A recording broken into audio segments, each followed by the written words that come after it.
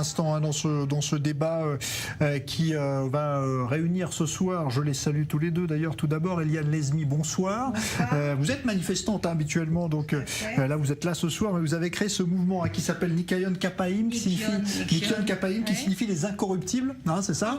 En quelque sorte. Voilà, vous nous direz un petit peu quel est l'objet de votre mécontentement actuellement avec cette crise du coronavirus et donc la contestation politique. Avec vous également Raphaël Hamzalak, bonsoir. Vous êtes membre du Likoud, à notre débat et à ces manifestations qui continuent, ce plan anti-corona qui a été présenté ce soir, cette contestation qui vise nommément le Premier ministre Benyamin Netanyahou. Alors est-ce qu'il s'agit de contestations liées au coronavirus ou à la situation politique? On va en débattre avec nos invités. Alors je voulais que vous nous disiez d'abord vous, Eliane Lesmy, si ce mouvement qui continue, qui perdure, alors que le coronavirus ce soir a désormais un interlocuteur qui n'est plus Benyamin Netanyahou, qui est le professeur Gamzou, est-ce que tout cela, c'est pas finalement plus une contestation politique qu'une contestation de la situation économique liée au coronavirus? Écoutez, ça, c'est ce que les médias essayent de faire croire.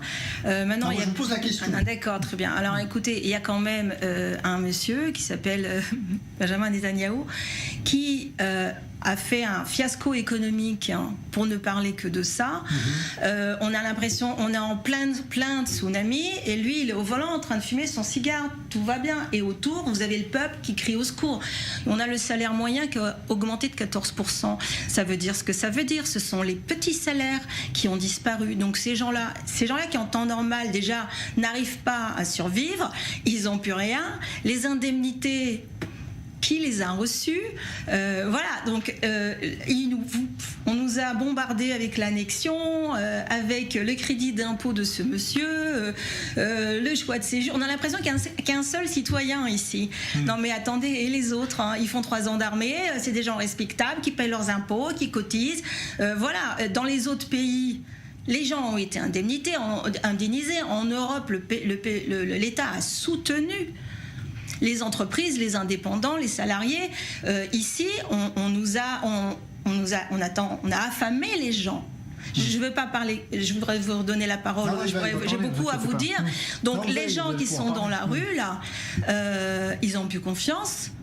Et cet homme-là qui conduit nous a montré à quel point il était complètement déconnecté de la réalité, de ce qui se passe dans le peuple. Donc, au secours, on a peur. Et cet homme-là fait passer des lois où il décide d'être le seul maître à bord. Non mais... Alors, on n'est pas suicidaire. Raphaël Hamzalak, est-ce que vous partagez le sentiment, la colère de votre interlocutrice de ce soir, Eliane Lesmy? Non, absolument pas. Je regrette que les remarques qui étaient ici portées aient été plus démagogiques que constructives, parce qu'en fait, on peut difficilement dire qu'il y a un dirigeant qui est déconnecté du peuple lorsqu'il a été porté par 3 mandats successifs en moins de 14 mois, plus d'1 300 000 personnes qui ont soutenu Benjamin Netanyahou à son poste de Premier ministre. Il a été réassis dans ses fonctions.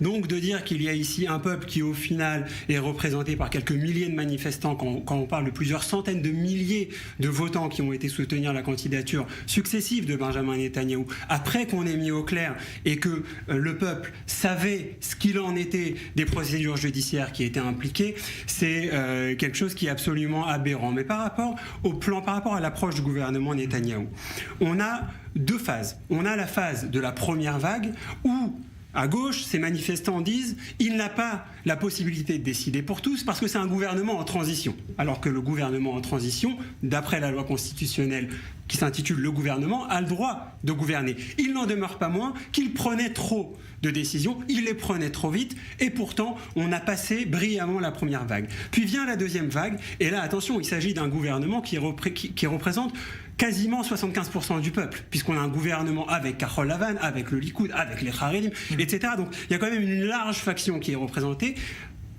Par une majorité écrasante, la Knesset vote 3 lectures de la loi Corona qui gère justement à qui on va donner les prérogatives pour décider de telle ou telle chose, et on entend encore cette idée de dire que les décisions sont prises de façon unilatérale sans avoir un respect de la démocratie. Et je termine avec l'approche économique, parce que moi je dirige une entreprise, une start-up dans le tourisme, donc je me nourris de tourisme et je suis l'industrie la plus touchée. Et vous avez d'ailleurs un sujet dans votre journal sur ce sujet-là.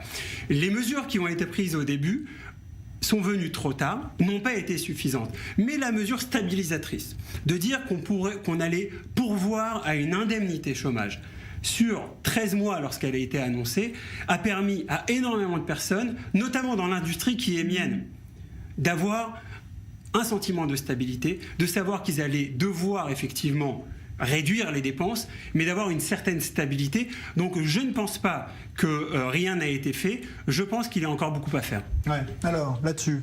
Écoutez, si vous avez été indemnisé, vous avez beaucoup de chance. Moi, je n'ai pas été indemnisée et j'ai fini par fermer parce que je connais mon gouvernement et je savais très bien que j'allais devoir attendre très très longtemps. Voilà. Donc, malheureusement, les autres ont continué à avoir des frais.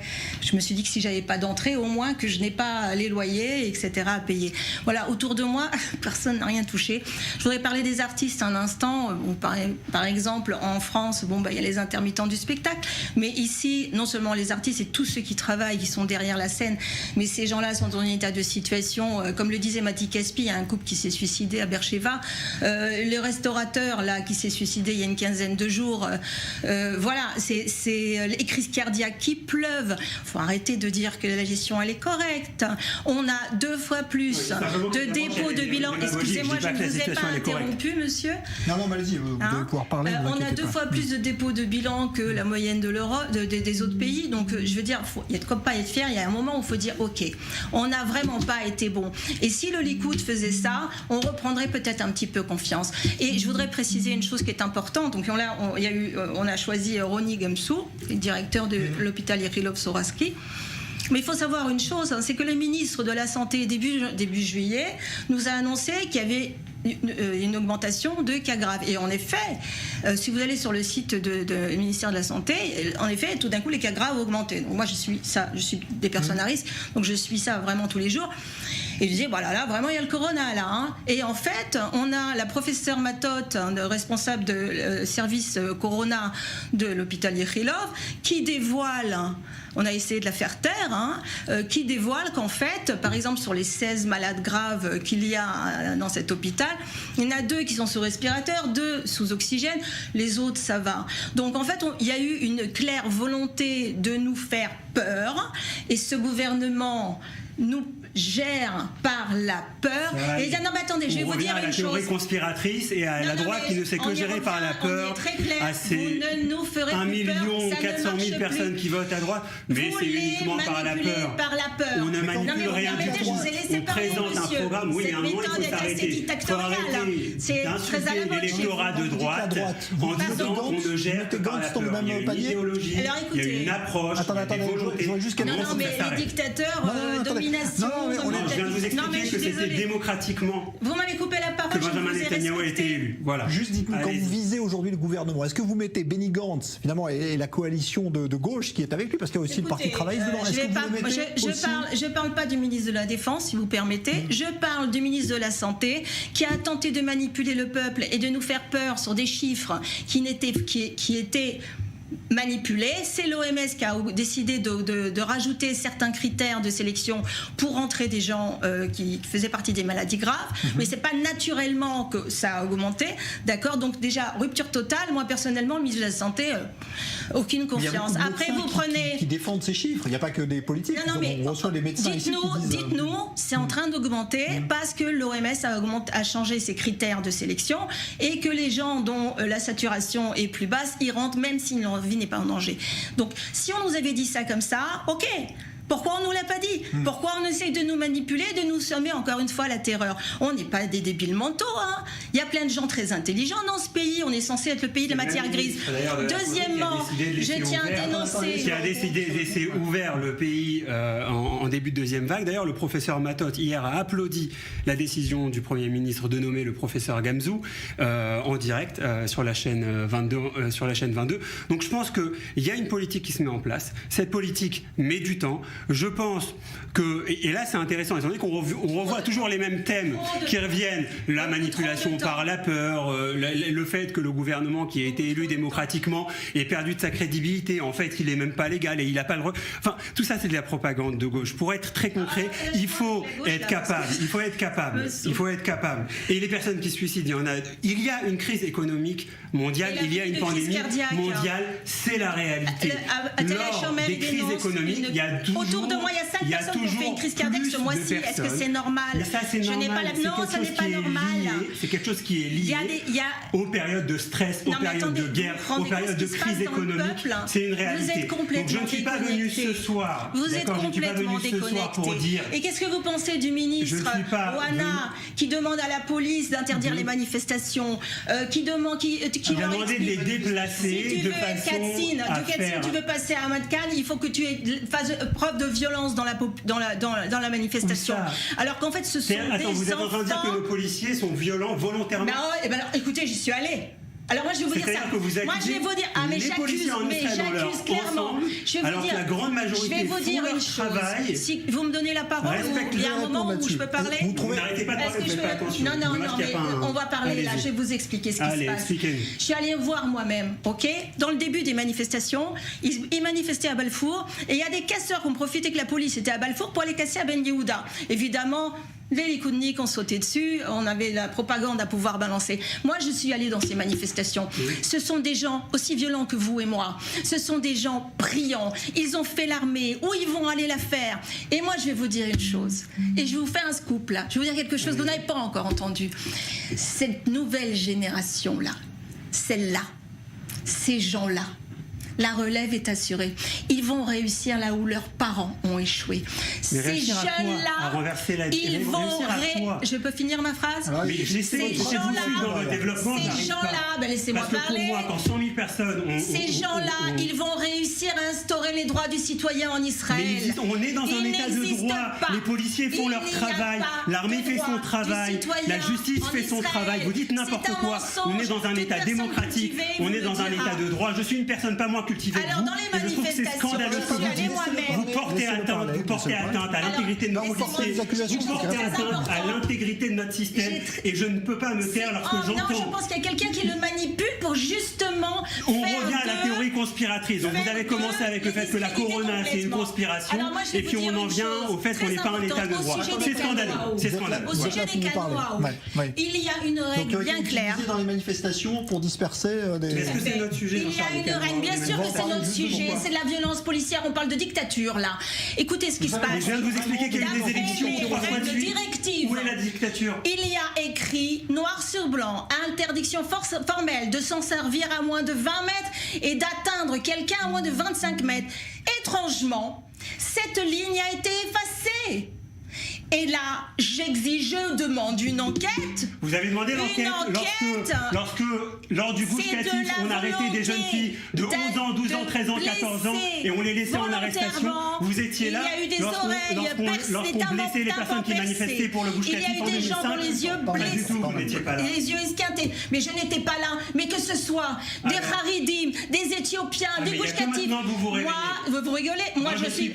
Attendez, moi, je ne représente aucun parti politique. Oui, mais vous dites des choses graves. Je découvre que les canons à eau sont utilisés de façon illégale, extrêmement dangereuse. Et je suis partie moi-même arrêter le canon à eau quand j'ai découvert ça, avant qu'il y ait des blessés. Ça n'est pas légal. Dans le reste du monde, aux États-Unis, c'est interdit. Dans le reste du monde, il est interdit de tirer directement sur quelqu'un au sol ou dans l'air. Je ne sais pas si les États-Unis sont un bon exemple à prendre en matière de imaginez que même les États-Unis ont interdit. D'accord. Et nous, on l'utilise à bout portant à 5-6 mètres sur nos gamins. On résume vos propos. Nous sommes dans un état sans démocratie. Nous sommes dans un état.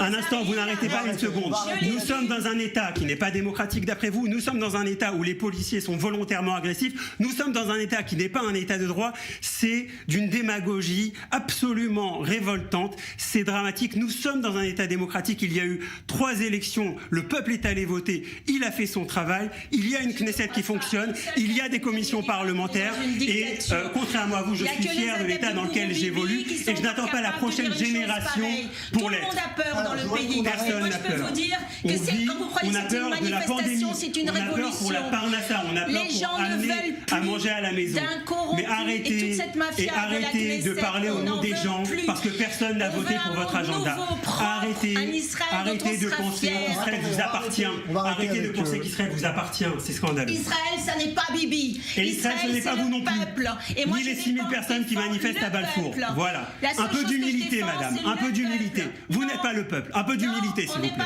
pas- Moi, je défends le peuple. C'est vous qui faites passer Bibi pour le seul citoyen d'ici. Pas du tout. Israël, ça n'est pas Bibi. Moi, je ne j'ai reconnais fait pas mon en service quelqu'un de militaire corrompu, de comme tout le monde mafieux. et j'ai été Il y en voté a marre des comme tout le monde. combines, des conflits d'intérêts. Et toutes les Il y a personnes qui deux ont voté sous-marins pour qui viennent Bibi d'être délivrés à sont pas moins l'Égypte, droites là. que vous. Alors, Sous-marins cessez vos stratégiques balivernes. qui peuvent porter la bombe atomique. C'est pas parce que vous Ok. élevez le ton Et que vous êtes grâce plus percutant. à Bibi. C'est absolument Alors que dramatique. ça, Votre ne le approche, sait elle est pas, démagogique, ne le elle ne savent mène pas. nulle part. Ministre de la Santé. Elle ne mène absolument nulle De part. la Défense ne le savait pas. Est-ce qu'on peut Continuez Mais avec vous vos avez théories Bibi qui a livré la conspirationnistes. lui, il le On savait. n'arrive nulle part. C'est Très danger, bien. c'est trahison, c'est haute On trahison a du compris pays. qu'il a été Et porté sauf que et fin élu octobre, il y a par prescription le peuple. de l'enquête. Pourquoi il y Il a a été prescription porté de par Il y aura un l'enquête? procès, vous inquiétez Vous pas, il sera perdez jugé comme tout le monde. systématiquement Non, les non. élections Alors, avec cette approche. C'est Alors, on dommage. va arrêter de parler de Voilà. Netanyahou et de ces manifestations et de ces canons. Un instant, il nous reste 5 minutes. Je voudrais qu'on parle de la manière avec laquelle cette crise du coronavirus est gérée en Israël. Est-ce que vous avez l'impression qu'il a été finalement donné trop de priorité au système sanitaire au détriment de l'économie? Est-ce que les choix